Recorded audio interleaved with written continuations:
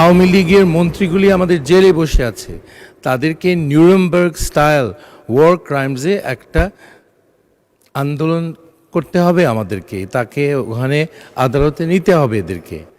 আপনারা খেয়াল করেন, এতদিনে বিপ্লবের পর এতদিনে একটা মানুষকে শাস্তি দেওয়া হয়েছে ওই খুনগুলির জন্যে? একটাকে করা হয়েছে? আওয়ামী লীগের মন্ত্রীগুলি আমাদের জেলে বসে আছে, তাদেরকে নিউরেমবার্গ স্টাইল ওয়ার ক্রাইমসে একটা আন্দোলন করতে হবে আমাদেরকে, তাকে ওখানে আদালতে নিতে হবে এদেরকে। তাদের কাউকে শাস্তি দিব না আমরা, তাহলে এটা কি ধরনের শ্রদ্ধা দেখাচ্ছি আমাদের জুলাই শহীদদের জন্যে? আমাদের ৭১-এর শহীদ, আমাদের জুলাইয়ের শহীদ, তারা দুইজনই খুব উচ্চ মানের মানুষ ছিল।